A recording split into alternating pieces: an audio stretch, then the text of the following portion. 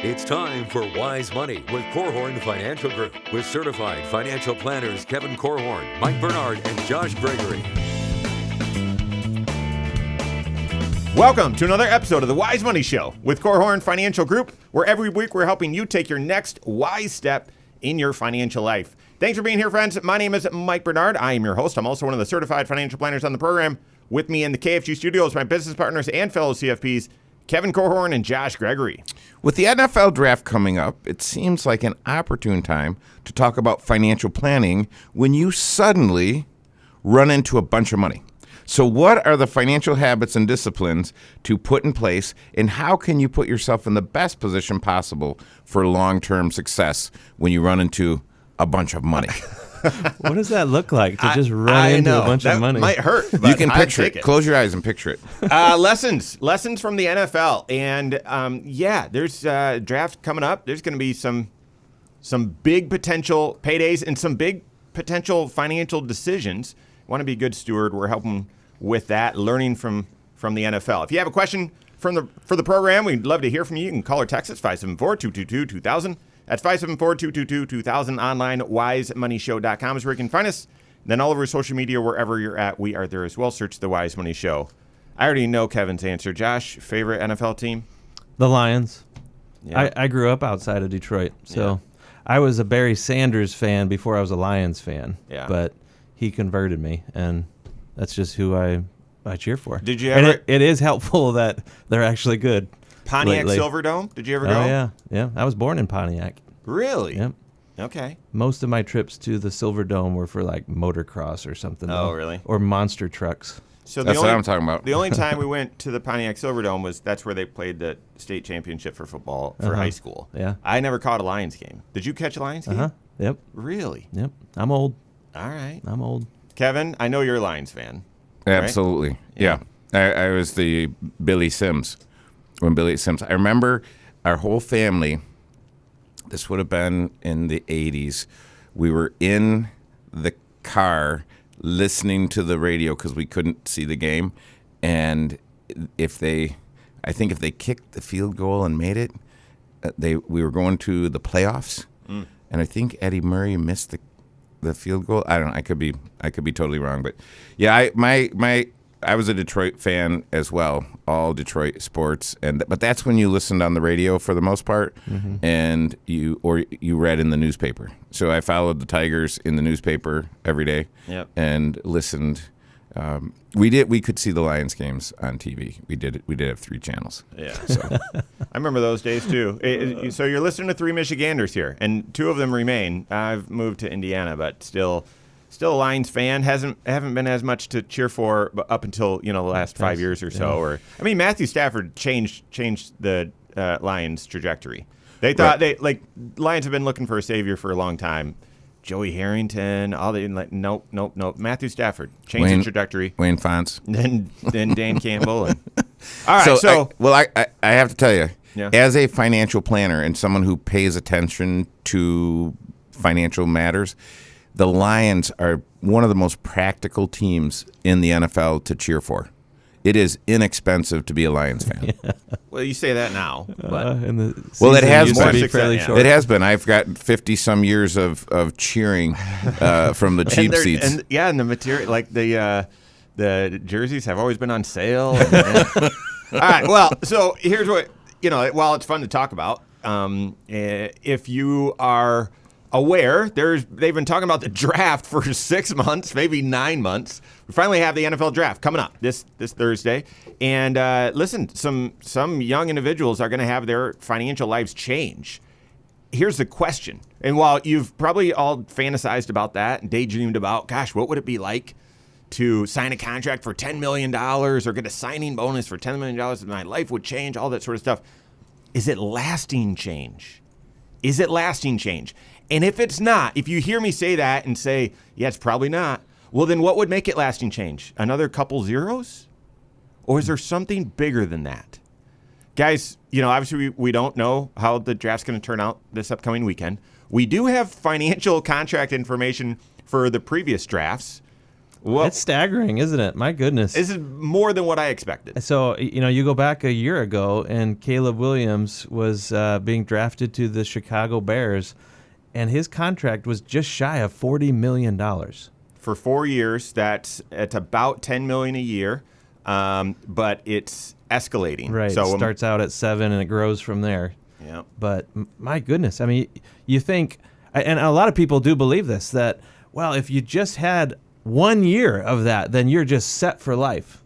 But that is rarely how it plays out. In fact, there's all kinds of studies that have been done on past NFL greats and, what kind of lasting financial impact do they have, even when they're signing these big contracts? Just looking here at the list, we'll post it in the show notes. This is from Spot Track. So Jaden Daniels, also he's $37 million over 4 years. Drake May, I joked before we got on, he's getting $1 million per completion. Just kidding, he had a good year, but $36 million. Marvin Harrison Jr. $35 million. Notre Dame, Joe Alt, $33 million, and then for you Michigan fans, J.J. McCarthy he got hurt, didn't even play. 4 year contract, $21 million, almost 22. So that should be life-changing money, shouldn't it? And it probably is, for the most part. And yet, 80%. This is the latest stat that I saw, and figures lie, liars figure. 80% of NFL players go broke when they retire. So the question is, whether you fall into some, or what'd you say, Kevin? Run into a pile of money. That's kind of it's either you run into a pile of money or you're standing there and it falls on top of you from the sky. I mean, this is the tricky thing about money is if you go from 0 to 60, and I don't know who all we're going to be talking about, but to me, the poster child is Warren Sapp. Warren Sapp from 1995 to 2007 made over $80 million. So I think, okay, over 12 years I make $80 million, and within 5 years of being done, I filed bankruptcy, have no assets, and $6 million of debt. And you think, well, how is that even possible? And I think, and you might be listening and saying, well, that doesn't apply to me. And I say, sure it does. Take a few zeros off, and it could apply to you. We were just talking with one of our superstar financial planners about a similar situation. And sudden money is a challenge. Well, and, I like that phrase, sudden money, because the old days of the NFL, you had kids coming out of college having not really earned a dime. This was before the NIL, era began. And so you go from earning nothing to all of a sudden making potentially millions of dollars per year. And that's a pretty abrupt change in your own financial responsibilities. Yeah, there's lots of opportunities, but opportunities are not a guarantee for success, right? It's for some people, it's an opportunity to make some bigger mistakes than what most of us come out of our education years, and we gradually build our income over time, not like turn it on almost like a faucet. Mm-hmm. And more college students, obviously, today are making huge money while they're still in school. But even that can be an abrupt change from the high school days. That's different than flipping burgers at McDonald's or something, and then all of a sudden making $1 million a year. And here's the question that just I would say tormented, but I don't actually spend a lot of time thinking about this. With Warren Sapp, Kevin, I didn't have that example in the holster there, so I'm glad you found that. That's one of many, and he was an amazing player, one of the best. What would have changed the outcome for him? Would it have been $100 million instead of 80? Would it have been $800 million? Like add another zero and he would have been fine? I don't think so. And therefore, if you don't think so either, then Kevin's second follow-up question is absolutely applicable. If you look and say, well, this doesn't apply to me, take a couple zeros away and it's the same thing. Mm-hmm. If it doesn't matter, well, if there was more money, he would have been fine. No, that we know that's not true. Well, then if it would have been less money, wouldn't have been fine, right? So what are the habits? What are the things that influence whether you're you're a good steward of the resources you have or not. Whether, the example Kevin was given, one of the All-Star CFPs, and he's dealing with this exact situation. Individual never really had money accumulated, and they inherited some dollars last year, and there's some lessons to learn. We're going to share that, as well as what are the reasons why 80% of NFL players end up going broke when they retire, so that you can overcome that. We've got that and more coming up on the Wise Money Show with Korhorn Financial Group. Hello, YouTube. Thanks for being here. This is the Wise Money Show. What you're watching right now is our weekly 1-hour talk show that airs right here on this channel, 10 a.m. Eastern Time, every Saturday morning. Also on podcast at the same time. Also on a couple local radio stations as well, which is why the content's long form, broken up the way that it is, has segments and all that. But if you're looking for content that's more palatable, direct for your the YouTube audience, 8 minutes long, 10 minutes long, something like that. We've got next wise step videos. They are all throughout the work week right here on this channel as well. Make sure you hit that subscribe button, turn on notifications so you're aware every time we drop new content. If you like the content, like content. Thank you very much. Okay, so okay. So what's next, Mike? Michael Paul Roth Bernard. Let's go. How many cups of coffee have you had? Not enough. Feed me. Get that IV going. I believe before we started recording, you said, no, we're going to talk about these things. So you want to do that? That's what we're going to do. Okay, because this is a show about financial planning. I was thinking I would go around the area, the 6 area. Okay. So we're going to hit the 5 items in this article. Yes. Okay. Yep, let's do it. Let's do it. All right, here we go. You think if you were first round draft pick this Thursday night in the NFL draft, you'd be set financially. You'd be set, right? And yet, sadly, that's not the case. And so often there are examples where those dollars don't end up setting someone up for life, and oftentimes it's their habits, their responsibility of those dollars that makes all the difference. So we're going to help you with that right now. This is the Wise Money Show with Korhorn Financial Group. Thanks for being here. My name is Mike Bernard. With me in the KFG studios, Kevin Korhorn and Josh Gregory. Stay up to date on all Wise Money content. Find us online, wisemoneyshow.com. Then all of our social media, wherever you're at, we are there as well. Search the Wise Money Show. Doing some research for the topic today. Ran across an article from Forbes, this is a few years ago now, but 5 reasons why 80% of retired NFL players go broke. And not picking on the NFL. Not picking on the NFL. This is maybe a year or two ago. Kevin knows I'm a hockey fan, grew up a hockey player, and he sent me a YouTube video of a former NFL player's homeless, or NHL player who's homeless now, right? It applies to a lot of sports, and it applies to oftentimes having sudden money, where there's an inheritance, where there's a windfall, where there's an insurance payout, where there's a business buyout, and all of a sudden you haven't had a lot of resources to manage, or you've been managing your finances a certain way, and then all of a sudden everything changes, right?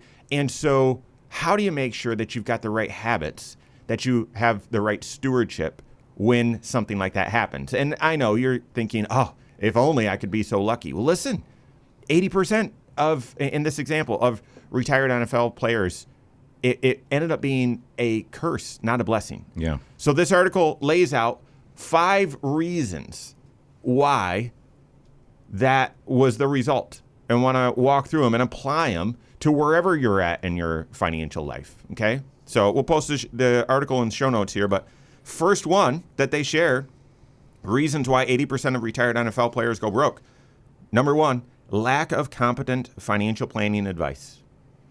Yeah, and this article was not written by a financial advisor to my knowledge, but it could have been, because, man, to have this as, one of the very first reasons why a lot of people struggle with sudden money is because they haven't had the maybe years or even decades to build up some lessons learned along the way. And that's one of the reasons why we always encourage people to turn to a professional. If you're going to be venturing into a new area where you don't have skill or perspective or experience to draw from, draw upon the expertise of somebody else. And if all of a sudden you just signed a contract for $10 million and you've never managed even $100,000 yourself, that's a lot of extra zeros there, and a lot of things can go wrong in a hurry if you don't have someone who's kind of lending their experience, their expertise to help you avoid some of the mistakes. Sometimes even the person that they hire is the mistake, though, too. Yeah, I was going to say that. Yeah. Even being able to recognize who is it as an advisor or wise counsel in your life that you can trust and you can connect with. Sometimes people make a few mistakes. They find the wrong person a few times until they arrive at someone that they can trust for a lifetime. And boy, if you're one of those NFL draftees who's got one shot at getting the right so navigator. Right. Well, here's the challenge, though, Josh, because I would say, you're talking about a planner. I would say a coach. That's the easiest thing if we're talking about a player. So, and you say, well, I'm not an NFL player. Do I need a coach? Yeah. Let's say you need a coach. Let's say, but it's a planner. Make sure that planner is certified. But it is confusing, because if I run into a bunch of money and I've never had any money, maybe all I've ever had is debt, and now I have a bunch of money. What do I do with it, and how do I know if my planner is a good planner? Because what if I got the money back at the high point of the market last year, and we started getting some money invested, and all I've seen my investments do, because I've never had investments, all my investments have done for the last 6 months is go down. I think, well, I probably need to get a new coach. I don't have a good coach. So that it is tricky to know what is a good coach. What does a good coach look like, and how would a good coach be helping me? Mm-hmm. Because really a good coach would be having the conversation with you. Hey, how do we get you? It sounds like you're more of a saver. If you're watching this money and you can't stand it, seeing it going up and down, you're more of a saver than an investor. Do you want to become an investor? As an investor, it takes much less money to reach your goals. As a saver, it takes much more. And that's your call. I know this.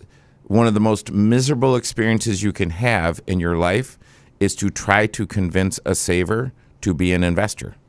I think we're hardwired. I think when you're born in the hospital, they give you a shot and they say, oh, this one's a saver and this one's an investor. And this one, money will run through their fingers like sand through an hourglass, and they will never be able to hold on to it. And it almost feels like, and you say, well, that can be changed. It can, but it can't. With a coach, right? With a coach, but it can't be changed overnight. And the problem is, if that behavior can't be changed overnight, but I got the money overnight, I got a problem, potentially. Yeah, you could burn through a lot of money in a hurry before you've really built up the right habits. You know, I like your word of emphasizing coach, especially because of the athletic theme here. But a coach, by definition, is someone who's pushing you to do things that you wouldn't maybe naturally do on your own. Maybe focus on some details that you would be fine just sort of haphazardly or being a little bit sloppy with your footwork, so to speak. Things like budgeting. You know, that's a habit that, well, someone earning millions of dollars doesn't need a budget, right? Of course they do. Just like someone earning, $40,000 right out of school needs to budget. Now, the potential damage that they could do to themselves in a hurry may be different in those two scenarios. But the point is, the details matter, and these habits that you might naturally avoid or instinctively just not even want to mess with, a coach is going to push you to do those things so that you don't trip yourself up along the way. Trying to think about we haven't done a show on what to look for in a financial planner. We haven't done that in a while, but we have in the past, and always say look for a certified financial planner. Got to start there. Make sure they're certified. 2, make sure they're doing comprehensive financial planning. And then 3, try to get some cues on their character, their team approach, and their processes. And so that all of those will give you evidence that, no, I'm working with someone that's taking a comprehensive approach, going to look at all areas of my financial life, and is stable and not looking out for their own interests. And I was thinking about those things. Okay, no, but we're talking $20 million, $40 million contract. Caleb Williams needs to find someone that does all of those things. It's no different. It's no different. You look at that much money and that specialized of a career. Oh, he probably needs someone that's really gifted in private equity and really sophisticated investments. No, he needs someone that can look at all. I mean, you're saying Caleb Williams doesn't need a robust estate plan right away? Absolutely he does. He doesn't need the right insurance protection looking at his specific financial risks, liability, but property as well, and life insurance and all that. Yes, he needs all that. Does he need tax planning? Yeah. Shohei Ohtani got some tax planning, right? And so and yes, investment planning, Shohei yes, did. retirement planning. So it's the same. It's the same. Yeah. I would throw one more on the list too of who should you be looking for great financial advice. Make sure your certified financial planner is someone who has the heart of a teacher and someone who can help you grow in your own investment savvy, your own financial savvy, someone who can help you grow your competence quickly. And obviously, if you are someone who has never worked with a certified financial planner and you're getting to a point where all of a sudden there's new dollars, you're running into a pile of money, as Kevin said. Maybe you inherited it. Maybe you've been squirreling it away in a retirement plan your entire career, but it's just sort of been out of sight, out of mind. And now all of a sudden you need to play a more active role. Anytime the game is shifting on you, where the stakes are higher and you just have big decisions, make sure you're seeking out the advice of a certified financial planner who can be a teacher along the way. Yes, a financial planner works best when there's complexity in your financial life. Like, when do I need to engage a financial planner? As soon as I hit complexity. And there are different inflection points in your life, but certainly running into a pile of money creates complexity. Not having competent financial planning advice. That was the number one reason why 80% of NFL players go broke. What are the other 4 in that top 5? And apply them to you so that you can overcome these. I've got that more coming up on the Wise Money Show with Korhorn Financial Group. All right. Okay. Third segment. Okay, so the next one we're going into is... Do you have the links? Well, yeah, but I thought it would be in the agenda, Mike. I really don't want to have to work that hard. Supporting a village is the second one, and then divorce is number 3. Oh, I thought you were talking about supporting a village when you were talking about me. It takes a village to Support raise me. a financial advisor. Yeah. Remember, we changed the agenda right before we started. Oh, my word. Well, I hate it when we do that. It is different. And hate is a strong word. But, But I like it. It's good. Can I just tell you, I would encourage you guys to not have your phones, because there was a text in the family chat, and we have some painters at the house, and Winston doesn't like the painters because they're painting upstairs, and that's kind of his territory. And so Lori put up the child gate so we can't get upstairs. And last night, he slipped through and pooped on the painter's tarp, and the painter didn't see it, so the painter stepped in. Good. So That is unbelievable. And so it's right now it's Winston 3, painter 0, because Winston's been killing this painter, and he Did he actually pee on his leg? no, but he's done some other damage upstairs as we're trying to get the upstairs to be, animal evidence of animals free. And he's not having it. He's not going out quietly, huh? It's a war, and so that's why I don't want you guys to have your phones with you as we're doing these shows, because it could be a distraction. Got it. Okay, thank you. All right. Third segment. Here we go. Can the lessons that are learned when athletes receive a lot of money all at once from a big contract, and the mistakes that they made, those lessons and mistakes, can they be applied to all of us and help us be better stewards of the financial resources that we have? Absolutely. We're helping with that right now. This is the Wise Money Show with Korhorn Financial Group. Thanks for being here. My name is Mike Bernard. With me in the KFT studios, Kevin Korhorn and Josh Gregory. Every episode of the Wise Money Show is on podcast. Wherever you listen, just search the Wise Money Show and subscribe to it there. Rate the program there as well. That's helpful feedback for us. We appreciate it. NFL draft coming up. Some lives are about to change. And again, you'd think it's life-changing money, but it's potentially 5-year changing money, or temporary life changing money, and yet it doesn't need to be that way. With the right habits, overcoming the right mistakes, you can absolutely hold on to those jobs, be a better steward. So running through a list of 5 reasons why 80% of NFL players go broke after their career. Second one, after not having great financial advice, the second one is supporting a village. Yeah, man, this one, not only is sudden money a game changer potentially for you, but it's also, there's a lot of people who helped you get there. Mom and dad, or the extended family, they all were supportive of you as you were making your way in the world and everything. And you may feel some obligations or some expectations that you have to meet. And I got to tell you, like, that's a vulnerability for all of us, right? The expectations of other people that you allow yourself to live under can drive you to make some really bad financial decisions. Right? Sure. It could be lifestyle expectations. Maybe someone listening right now is a new doctor or a business owner, or there's just like this certain image that you feel like you have to uphold.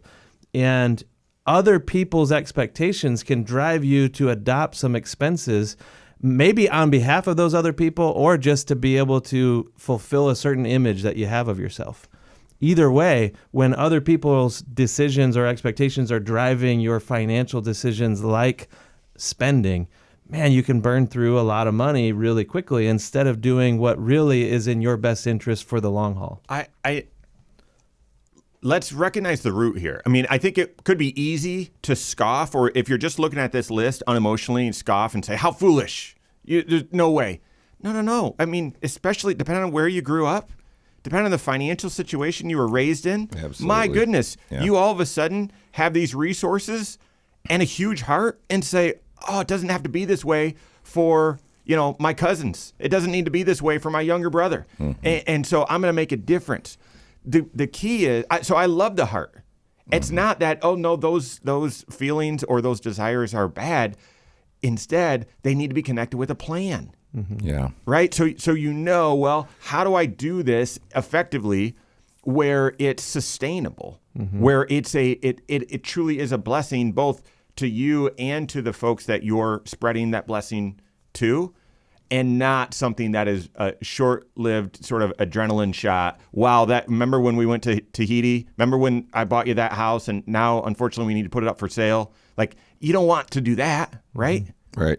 No, it's very confusing because a lot of people listening might think, well, I'd like to have a shot. If it's so hard to manage that $40 million windfall, well, give me a shot at that, or just a regular person manage that $1 million windfall I got from the uncle who never had any children, and it came to me, and what do I do with that? And if you've never sat across the table from someone while you're having coffee and they've got some pretty unimaginable wealth and they're in tears talking about the weight and the heaviness and the expectations that come with it, this is where you have to really get into the internal finance. And how do I feel about money? How does money make me feel? What should I do in response to those feelings? Because that, in my opinion, is where you can make some huge mistakes. The other thing is, when I think about it, you can get yourself into some, if you said, what are the risks? I think one of the risks is you get yourself into some complexity that you can't imagine. You set up a family foundation, you set up irrevocable life insurance trusts, you set up a number of things. And if you've been accumulating money and you're used to administering a financial life for a long time, or you've got great help administering your financial life, then adding those things it's not a push, but going from zero to family foundation, zero to fill in the blank, man, that is incredible complexity that you cannot imagine on this side of it. Mm-hmm. You only get it on that side. And I've seen folks say, you know what, it's actually not any fun. It takes all the fun out of it, all this complexity. You know, a place where maybe there's a parallel for the average family out there to this idea of supporting a village. A lot of these NFL players, they go broke because they get a windfall, and then it becomes a blessing to everybody. They're just, showering others with help financially. But what about you and your kids? Oh, that is the one right there, brother. Because, if money is tight and you're raising the kids, you might be able to say no to, hey, that car, when you turn 16, that's on your dime. You're going to have to work hard and save up for it. But all of a sudden, if you had the money, would you, find yourself writing the check and buying the vehicle for them? You might start out with one game plan for college savings, and then if money starts to materialize and it's within your power to help with college, do you start, paying tuition entirely for them?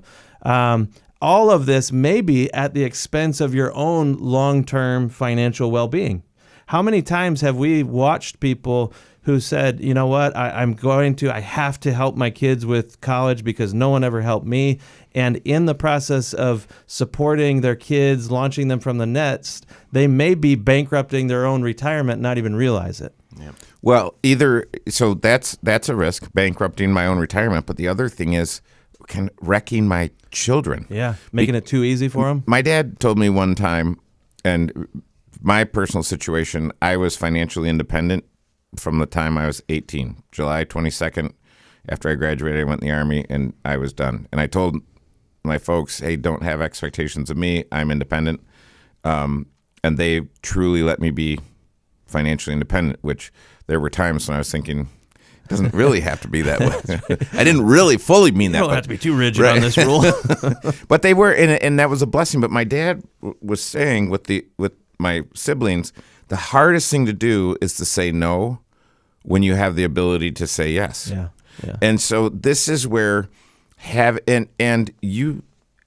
see this with my own children. My own children don't know details, but they can have a sense. And they're like, well, come on. Why can't we do that for a family vacation? Or, hey, I need this. And so you have to have really good boundaries and really good reasons. This is why I have the boundary. This is what you need to do. Part of you being an adult is you paying for your own car insurance because now you have an incentive. You've got some skin in the game. Mm-hmm. Part of it is paying for your own car. Part of it is paying for your own phone bill. Just part of you is living in my house and paying me rent. Yep. So. Number three, third reason why 80%, this article says 80% of NFL players end up going broke. Divorce. You don't think about that as a financial decision. One of the biggest or most important financial decisions to get right is who you choose to marry. Mm-hmm. But I'll just read it here in the article, often cited as the number one challenge.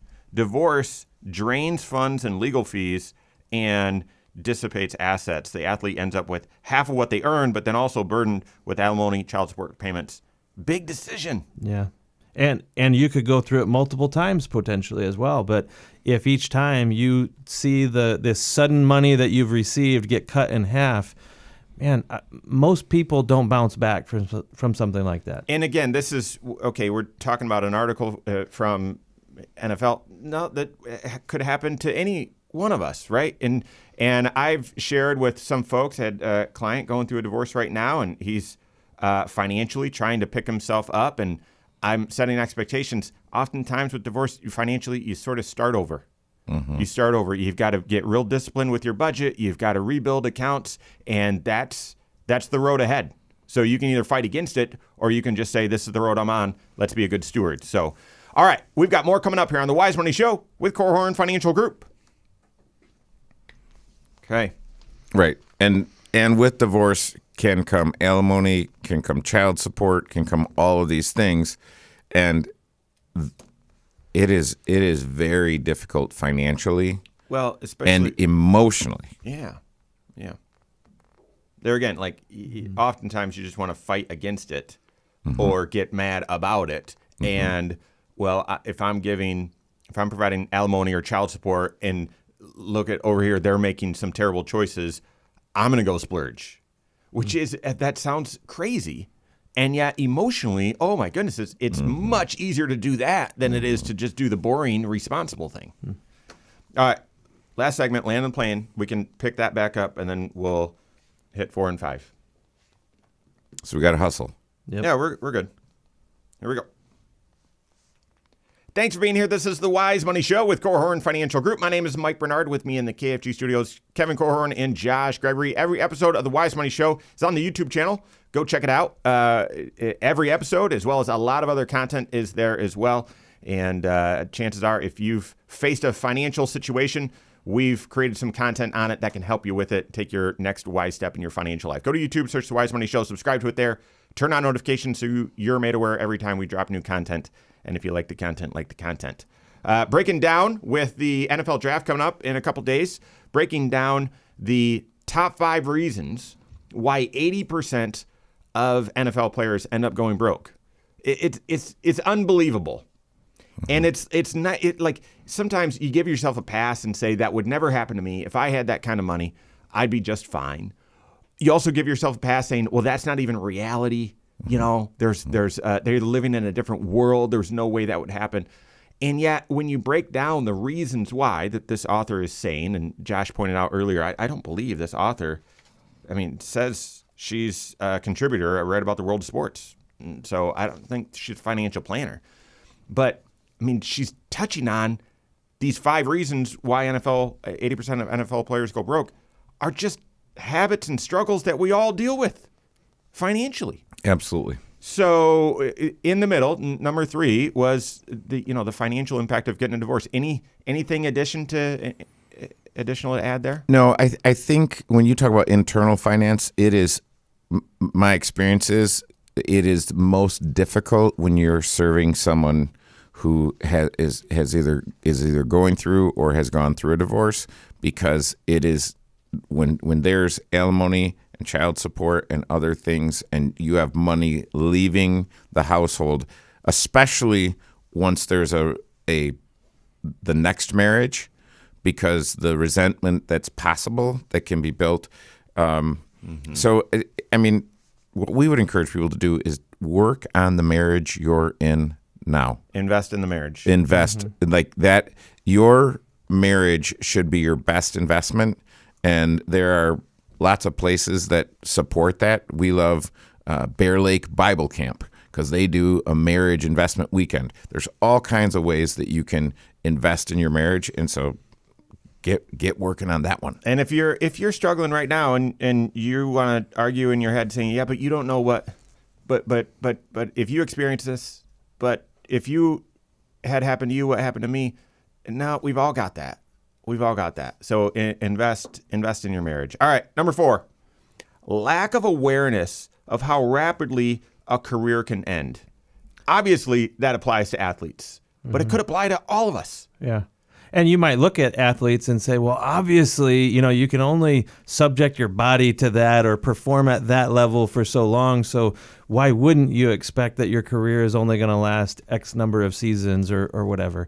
But a lot of people believe that they're going to be the Tom Brady and have an extra long career and make all this money, and the good times will keep on rolling. Most people in the NFL are out within just a short few seasons, right? 3.3 years. Yeah. So how can you possibly get everything done financially in 3.3 years and then essentially go into retirement? A lot of people believe that things are going to keep rolling, and you and I are the same way. Do you ever pause and recognize, well, what are the things that could cut my earning capacity short? It could be a disability, maybe an illness, maybe your industry changes, or the skills that you built up which were in high demand before are now maybe more obsolete or less relevant, harder to find an application for them. All of that can happen to each of us. And so to me, the lesson to learn here is how do you put yourself in a position where you are constantly acquiring new skills? Keep sharpening the saw. Keep reinventing yourself, essentially, so that you have marketable skills and talents to be able to offer to the world that has value, that gives you earning capacity that will stretch longer. And I think it could be anticlimactic, because if you ever perform at that level, anything that you do beyond that is not that. Yeah. So really, probably since the time you were in junior high, the world was watching you and was in awe at your God-given talents and abilities. And they watched you in junior high and high school. And in high school, you probably never lost a game. And then you went on to college and had a distinguished college career. And now the NFL. And then you leave the NFL. And I don't think many careers compare to playing in the NFL or the NHL. It's funny that you said Tom Brady, because I'm assuming that's what everyone thinks. I'm going to be Tom Brady, or I'm going to be Gordie Howe, and I'm going to play long enough in the NHL that my sons Mark and Marty are going to be playing with me on the same. Still incredible. Yeah. So the average in the NBA, 4.5 years. Average in hockey, about 5 years. And average in baseball, 5.6.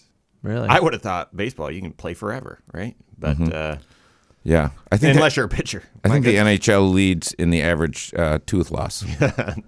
So, Josh, what I thought you were going to say is, as opposed to ways to lengthen your career, because actually that's coming up next. It's the fifth one. I thought you were going to say one of your favorite retirement stats, and that is that people often end up retiring a couple years, 2 years? 3 years, roughly. 2 to 3 before years, they yeah. plan. So right now, if you're thinking, oh yeah, gosh, I wish I had these troubles of athletes, that doesn't apply to me. But you're thinking, oh yeah, I'm gonna work until 65, and that because that's Medicare and financially, saving up, I'll be ready at 65.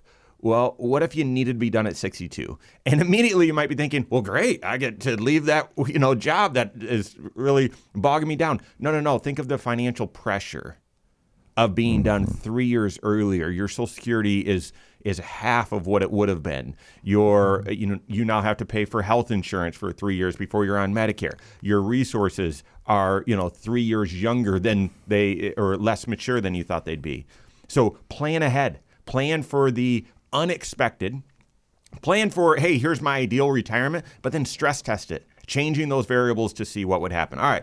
And that's complex. When you talk about financial complexity and when do I need a planner, when do I need someone looking over my shoulder saying, hey, this is what's possible, but these events are also possible. How do I do it? All right, number 5, fifth reason why 80% of NFL players end up going broke, lack of preparation for a second career. And this is where I would say, harnessing skills. I just read, plug it again here, From Strength to Strength by Professor Arthur Brooks.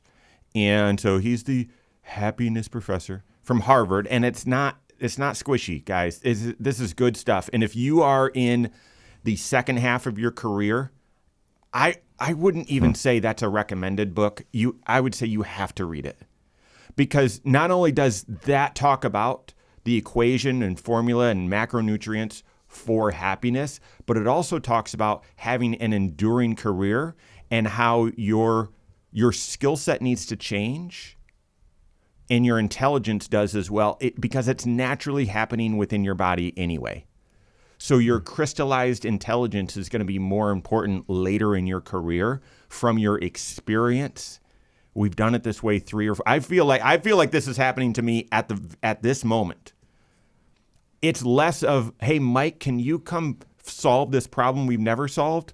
And instead, hey, Mike, I think we should do this. And I'm coming in saying, we've already tried that 5 times.